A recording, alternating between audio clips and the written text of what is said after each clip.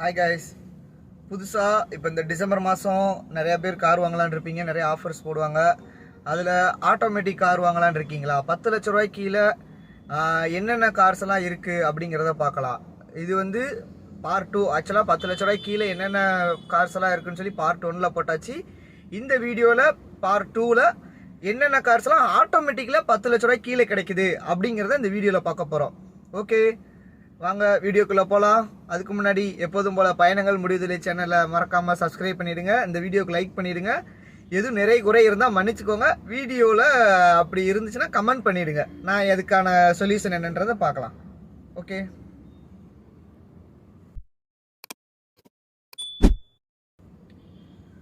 Okay first இப்போ நம்ம என்ன பார்க்க போகிறோம் அப்படின்னா, ஃபஸ்ட்டு ஏன் ஆட்டோமேட்டிக், ஏன் எதனால் ஆட்டோமேட்டிக் காரை இப்போ வந்து அதிகமாக நிறைய பேர் விரும்புகிறாங்க அப்படின்னு பார்த்துக்கிட்டிங்கன்னா, ஃபஸ்ட்டு ரீசன் டிராஃபிக்கு.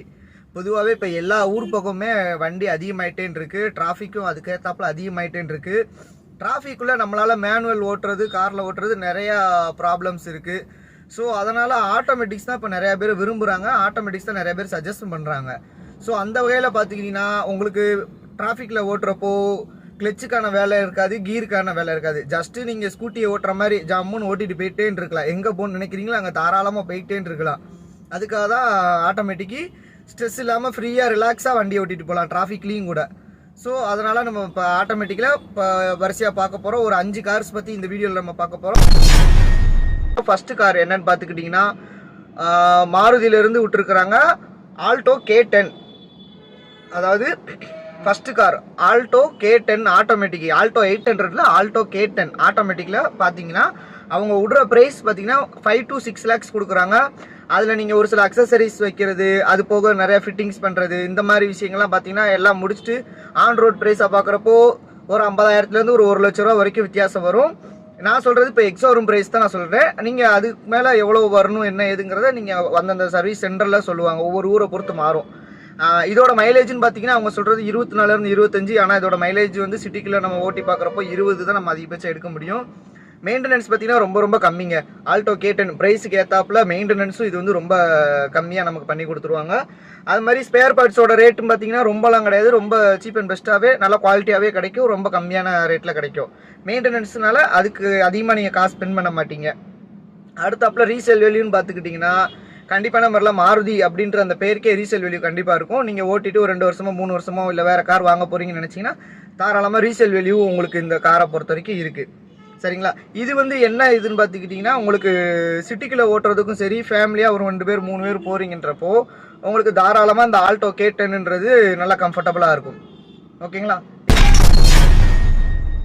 இப்போ நம்ம அடுத்ததாக 2வது கார் என்னன்னு பார்க்க போகிறோம்.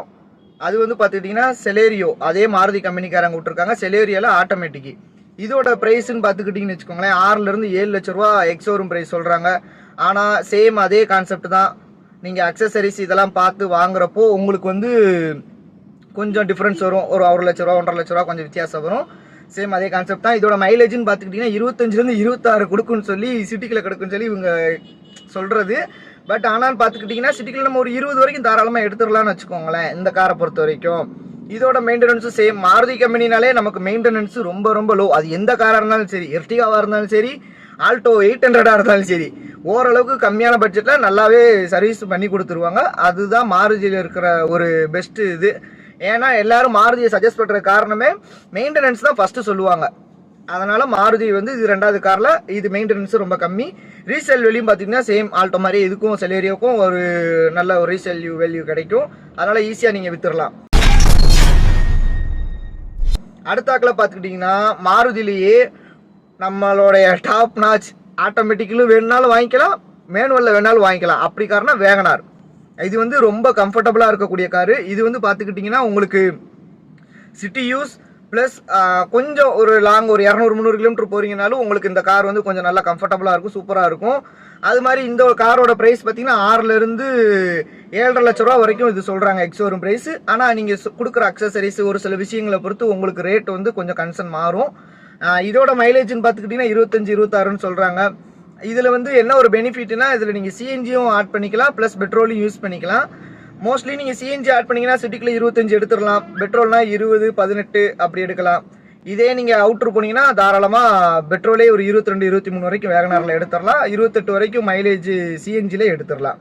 இதோட maintenance same Maruti company low தான், ஒன்றும் பிரச்சனை இல்லை, நல்லபடியாக பண்ணி கொடுத்துருவாங்க. அதுக்கு அடுத்தாப்புல இதோட ரீசேல் வேல்யூவும் சேம் மாருதி கம்பெனின்றப்போ வேகனாருக்கு ஓரளவுக்கு வேல்யூ நல்லா கிடைக்கும்.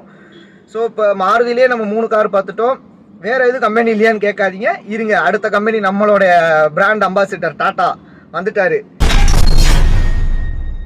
யாருன்னு பார்க்குறீங்களா? டாட்டா வந்து டியாகோவில் ஆட்டோமேட்டிக் விட்றாங்க. இது வந்து நீங்கள் சேஃப்டி, டாட்டானாலே சேஃப்டி தான் அப்படின்ற பட்சத்துக்கு தாராளமாக நீங்கள் டியாகோ வந்து சஜஸ்ட் பண்ணுறேன். இது வந்து பார்த்துக்கிட்டிங்கன்னா ப்ரைஸ் வந்து அவங்க சொல்கிறது 6.5லேருந்து 8 lakhs வரைக்கும் சொல்கிறாங்க டியாகோ ஆட்டோமேட்டிக்கு. இதோட மைலேஜ் 19-20 கொடுக்குன்றாங்க, பட் சிட்டிக்குள்ளே ஒரு 17-16 தான் கிடைக்கும். இதோட மெயின்டெனன்ஸ் வந்து பார்த்திங்கன்னா மாருதியை கம்பேர் பண்ணுறப்போ கூட கொஞ்சம் அதிகமாக தான் இருக்கும். ஏன்னு பார்த்தீங்கன்னா இது கொஞ்சம் ரேட்டு வந்து முன்ன பின்ன ஆகும், அதனால். ஆனால் மெயின்டெனன்ஸ் வந்து கொஞ்சம் காஸ்ட்லியாக தான் இருக்கும், ஓரளவுக்கு மீடியம் நம்மளால் மேனேஜ் பண்ணுற அளவுக்கு இருக்கும். இது வந்து பார்த்துக்கிட்டிங்கன்னா ரீசேல் வேல்யூ கண்டிப்பாக ஓரளவுக்கு நல்ல ஒரு வேல்யூ கிடைக்குங்க. ஏன்னா டாட்டானாலே சேஃப்டி. ஸோ அதுலேயும் நீங்கள் ஆட்டோமேட்டிக்கில் எடுத்திருக்கீங்க அப்படின்றப்போ ரீசேல் பண்ணுறப்போ கண்டிப்பாக மக்கள் வாங்குறதுக்கு தயாராக இருப்பாங்க. அது மாதிரி இது வந்து ஃபேமிலி யூஸுக்கு ரொம்ப கம்ஃபர்டண்ட்டாக இருக்கும், சிட்டிக்குள்ளே ஓட்டுறதுக்கும் சரி ரொம்ப கம்ஃபர்ட்டாக இருக்கும். ஓகேவா? இது 5வது கார் என்னன்னு பார்க்க போகிறோம் பார்த்துக்கிட்டிங்கன்னா ரெனால்ட் கம்பெனிக்காரங்க விடுற கிவி ஆட்டோமேட்டிக் விட்றாங்க. இதில் வந்து பார்த்துக்கிட்டிங்கன்னா இதோட எக்ஸோரூம் ப்ரைஸே பார்த்துக்கிட்டிங்கன்னா நார்மல் ஒரு 5 லட்சத்துலேருந்து 6 லட்சத்துக்குள்ளேயே முடிஞ்சிடும். ஆக்சுவலாக பேஸ் மாடல் இருக்குது, மீடியம் மாடல், டாப் மாடல், இந்த மாதிரி நிறையா டைப்பில் எல்லா கார்லேயுமே இருக்குது. அந்தந்த மாடலுக்கு ஏற்றாப்புல ரேட் வரும். ஆட்டோமேட்டிக்கில் ஒரு 5-6 லட்ச ரூபாய்க்குள்ள நீங்கள் வாங்குறீங்கன்னா இந்த கிவிட் நீங்கள் தாராளமாக யூஸ் பண்ணிக்கலாம். இதோட மைலேஜ்னு பார்த்துக்கிட்டிங்கன்னா அப்ராக்சிமேட்டாக ஒரு 22 உங்களுக்கு கிடைக்கும்னு சொல்கிறாங்க.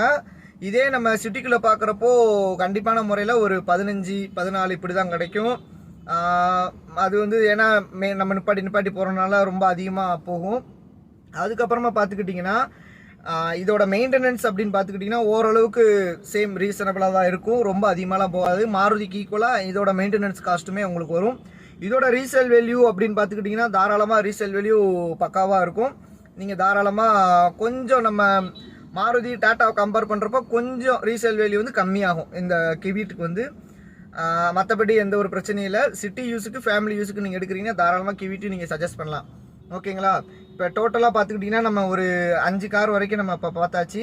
இப்போ இந்த 5 காரில் வந்து பார்த்துக்கிட்டிங்கன்னா ஃபஸ்ட்டு நான் ஓவராலாக சொல்கிற விஷயம் என்னென்னு பார்த்தீங்கன்னா மெயின்டெனன்ஸ் வந்து ரொம்ப இம்பார்ட்டண்ட்டு. மாதமானாலும் சரி, மாதத்துக்கு ஒருக்கா இல்லை 2 மாதத்துக்கு ஒருக்கா நீங்கள் எவ்வளோ யூஸ் பண்ணுறீங்களோ காரை அதுக்கு ஏற்றாப்புல மெயின்டெனன்ஸு ப்ராப்பராக பக்காவாக போய் விட்டுருங்க. அப்படி நீங்கள் ஆட்டோமேட்டிக் ரெகுலராக மெயின்டைன் பண்ணிங்கன்னா உங்களுக்கு வண்டியாக உங்கள் கையில் இருக்கும். இல்லை மெயின்டெனன்ஸில் ஏதாச்சும் ஒன்றை நீங்கள் ஸ்கிப் பண்ணாலும் சோலி முடிஞ்சு, நீங்கள் கொடுத்த காசுக்கு அந்த காருக்கு அவ்வளோதான் வேல்யூ. மெயின்டெனன்ஸ் இல்லைன்னா அந்த வண்டி அடுத்து உங்களுக்கு அதிக செலவு வச்சிரும், அது உங்களுக்கு தான் நஷ்டமாயிரும். அதனால் ப்ராப்பராக கரெக்டாக அந்த மெயின்டெனன்ஸ் வர்றப்போ நீங்கள் அந்த மெயின்டெனன்ஸை சர்வீஸை பக்காவாக பண்ணி முடிச்சிருங்க. அதுக்கு அடுத்தாப்பில் பார்த்துக்கிட்டிங்கன்னா இதோட ரீசேல் வேல்யூன்றப்போ மொத்தம் நம்ம 3 இது பார்த்துருக்குறோம். மாருதியில் பார்த்துருக்கோம், டாட்டாவில் பார்த்துருக்கோம், அப்புறம் ரெனால்ட்டில் பார்த்துருக்கோம். இது ஒவ்வொரு பிராண்டுக்கு ஒவ்வொரு வகையான ரீசேல் வேல்யூ வந்து இருக்குது மார்க்கெட்டில். அதனால் நீங்கள் உங்களுக்கு வந்து எந்த வண்டி தேவைப்படுது, எது உங்களுக்கு கம்ஃபர்ட்டாக இருக்கும், எந்த பட்ஜெட்டில் நீங்கள் எடுக்க போகிறீங்க அப்படிங்கிறத பார்த்து எடுங்க. அதுக்கு அந்த வண்டிக்கு ஏற்றாப்புல ரீசேல் வேல்யூ நீங்கள் ஃபியூச்சரில் விற்க போகிறீங்கன்னா மட்டும் இந்த ரீசேல் வேல்யூ கன்சர்ன் பண்ணுங்கள். இல்லை எங்களுக்கு இதுவே போதும், இப்போதைக்கு இதை வச்சு நாங்கள் சமாளிச்சிருவோம்னா நீங்கள் தாராளமாக ரீசேல் வேல்யூவை பற்றி யோசிக்க வேணாம். உங்களுக்கு பிடிச்ச காரை எடுங்க, சந்தோஷமாக இருங்க, அதுதான் பெஸ்ட்டு உங்களுக்கு. அடுத்தாப்புல ரொம்ப ரொம்ப முக்கியமான விஷயம், ஆட்டோமேட்டிக் நீங்கள் எடுக்க போகிறீங்களோ இல்லை மேனுவல் எடுக்க போகிறீங்களோ அது விஷயம் இல்லை. நீங்கள் போனீங்கன்னா ஃபஸ்ட்டு நீங்கள் பண்ண வேண்டியது டெஸ்ட் ட்ரைவ் பண்ணிடுங்க. ஃபஸ்ட்டு ரொம்ப இம்பார்ட்டண்ட்டான விஷயம் டெஸ்ட் ட்ரைவ்ன்றது. கண்டிப்பான முறையில் எந்த காராக இருந்தாலும் சரி ஓட்டி பாருங்கள். ஷோரூமில் அவங்க கொடுக்குற காரு அதுக்குன்னு தனியாக ட்ரையல் கார் வச்சுருப்பாங்க, அந்த காரை எடுத்துகிட்டு போய் நீங்கள் ஓட்டி பாருங்கள். உங்களுக்கு கம்ஃபர்ட் இருக்கா, ஓட்டுறதுக்கு எப்படி இருக்குன்றதை பாருங்கள். பார்த்துட்டு அந்த காரை வந்து நீங்கள் தாராளமாக அடுத்து சூஸ் பண்ணுங்கள். அடுத்தப்பல இஎம்ஐ மட்டும் நீங்கள் போடுறதா இருந்தீங்கன்னா உங்களுக்கு வந்து இஎம்ஐ ஓரளவுக்கு சமாளிச்சிட முடியும், என்னோட இன்கமுக்கு இந்த இஎம்ஐ சமாளிக்க முடியும்னா ஓரளவுக்கு நீங்கள் இஎம்ஐயில் சூஸ் பண்ணி போங்க. இல்லைனா டவுன் பேமெண்ட் கொஞ்சம் அதிகமாக பே பண்ண பாருங்கள். டவுன் பேமெண்ட் நீங்கள் அதிகமாக பே பண்ணிட்டீங்கன்னா உங்களுக்கு இஎம்ஐ ஆப்ஷனில் ஒரு 1 year 2 year கொஞ்சம் கம்மியாகும். இல்லை இஎம்ஐ பே பண்ணுற அமௌண்ட் 15,000 இருக்கிறது ஒரு 10,000 12,000 கூட வரலாம். ஸோ அப்படி நீங்கள் கனெக்ட் பண்ணிவிட்டு இதை இஎம்ஐயில் போகலாமா இல்லை கேஷில் போகலாமா அப்படிங்கிறத நீங்கள் சூஸ் பண்ணிக்கோங்க. அது மாதிரி இந்த ஆட்டோமேட்டிக்ஸ் எல்லாமே பார்த்துக்கிட்டிங்கன்னா இப்போ நான் சொன்னது எல்லாமே உங்களுக்கு சிட்டி யூஸுக்கு ரொம்ப ஒரு பெஸ்ட்டான சாய்ஸு. சிட்டிக்குள்ளே டிராஃபிக்கில் நம்மளால் ஓட்டிட்டு சமாளிக்க முடியாத பட்சத்துக்கு இந்த ஆட்டோமேட்டிக் வந்து உங்களுக்கு ரொம்ப கை கொடுக்கும், ரொம்ப உங்களுக்கு கம்ஃபர்ட்டாக ஃபீல் பண்ண வைக்கும். அதனால் சிட்டி யூஸுக்காக 10 லட்ச ரூபாய்க்குள்ளே என்னென்ன கார்ஸ் இருக்குது அப்படிங்கிறத நான் ஷெடியூல் பண்ணி ஒரு 5 கார் சொல்லியிருக்கிறேன். இன்னும் நிறைய கார்ஸுங்கெல்லாம் ஒவ்வொரு கம்பெனிஸை பொறுத்த வரைக்கும் இருக்குது. பட் இருந்தாலும் லோ பட்ஜெட்டில் நம்ம பார்த்துக்கிட்டு இருக்கிறதுல 10 லட்ச ரூபாய் கீழே ஃபஸ்ட்டு நம்ம மேனுவல் பார்த்துட்டோம், இப்போ ஆட்டோமேட்டிக் பார்த்துருக்குறோம். அதில் 10 லட்ச ரூபாய் கீழே ஒரு 7 கார் நம்ம பார்த்துட்டோம் மேனுவலில். ஆனால் ஆட்டோமேட்டிக்கில் ஒரு 5 கார் நம்ம பார்த்துருக்குறோம். சாய்ஸஸ் யுவர்ஸ், உங்களுக்கு என்ன கார் பிடிச்சிருக்கோ அந்த காரை நீங்கள் எடுங்க. நிறைய பேர் மேனுவல் தான் விரும்புவாங்க, மேனுவல் எடுக்கலாம். இல்லை நிறைய பேருக்கு ஆட்டோமேட்டிக் தான் வேணுன்றப்போ ஆட்டோமேட்டிக் எடுக்கலாம். ஆட்டோமேட்டிக் வந்து ஒரு ஃப்ரெண்ட்லியாக உங்களுக்கு ஃபீல் பண்ண வைக்கும். மோஸ்ட்லி உங்களுக்கு ஸ்ட்ரெஸ் அதிகமாக இருக்காது. டிராஃபிக்கில் விட்டு போகிறோம், நிப்பாட்டி போகிறதுனால ஸ்கூட்டி ஓட்டுற மாதிரி ஜம்முன்னு ஓட்டிட்டு போயிருவீங்க. மேனுவல் கொஞ்சம் கீர் போட்டு போட்டிட்டு போகிற மாதிரி இருக்கும். ஆட்டோமேட்டிக் நீங்கள் எல்லாருமே வீட்டில் எல்லாரும் யூஸ் பண்ணலாம். ஹஸ்பண்ட் அண்ட் ஒய்ஃப் 2 பேர் இருக்கீங்கன்னா 2 பேருமே தாராளமாக ஓட்டி பழகி சொல்லிட்டு நல்லபடியாக யூஸ் பண்ணிக்கலாம். ஓகேங்களா? அது மாதிரி ஓகே, வீடியோட முடிவுக்கு வந்தாச்சு. இந்த வீடியோ பார்த்துருப்பீங்க, ஃபுல்லாக பார்த்துருப்பீங்கன்னு நம்பியிருக்கேன். இதில் வந்து ஓரளவுக்கு நான் கார்ஸ் டீட்டெயில்ஸ் ஒரு 5 காரை பற்றி சொல்லியிருக்கேன். இதில் உங்களுக்கு எந்த கார் பிடிச்சிருக்கோ அந்த காரை தாராளமாக நீங்கள் எடுங்க. மேனுவலோ ஆட்டோமேட்டிக்கோ விருப்பம் உங்களுடைய இதுதான். எது உங்களுக்கு கம்ஃபர்ட்ன்றதை பாருங்கள், பார்த்துட்டு அதுக்கேற்றாப்புல உங்களுடைய ட்ரீம் காரை சூஸ் பண்ணிக்கோங்க. ஓகேங்களா? எடுத்துகிட்டு வண்டி எடுக்கிறது பெருசில், அது மாதிரி வண்டியை சேஃபாக டிராஃபிக் ரூல்ஸ் ஃபாலோ பண்ணி பக்காவாக ஓட்டுங்க. நிறைய ஆக்சிடெண்ட்டை தவிர்ப்போம், டிராஃபிக்கை குறைப்போம். ஓரளவுக்கு டிராஃபிக் ரூல்ஸை நம்ம ஃபாலோ பண்ணிட்டோம்னாலே டிராஃபிக் ஓரளவுக்கு கண்ட்ரோல் ஆகும். ஸோ ஒபே தி டிராஃபிக் ரூல்ஸ். ஓகேவா?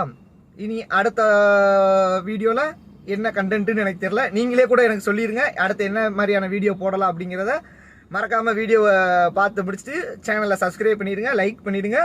இதில் ஏதாச்சும் நிறைய குறைகள் இருந்துச்சுன்னா கண்டிப்பாக கமெண்ட் பண்ணிவிடுங்க, மறந்துடாதீங்க கமெண்ட் பண்ணுறதுக்கு. கமெண்ட் பண்ணிவிட்டு நீங்கன்னா நான் அதிலேருந்து எனக்கு அடுத்து ஃப்யூச்சரில் நான் அடுத்து ஏதாவது பிளான் பண்ணுறேன்னா அதில் நான் சேஞ்சஸ் பண்ணுறதுக்கு கொஞ்சம் யூஸ்ஃபுல்லாக இருக்கும். ஏன்னா இப்போ தானே ஃபஸ்ட்டு வந்திருக்கிறேன். ஸோ நீங்கள் தான் பார்த்து அறியாப்பில் தெரியாமல் பண்ணியிருப்பேன்னு மன்னிச்சு, ஏதாவது நிறைய குறைகள் இருந்தால் சொல்லுங்கள், அடுத்ததில் கண்டிப்பாக மாற்றிக்கிறேன். ஓகேவா? பாய், கரெக்டா?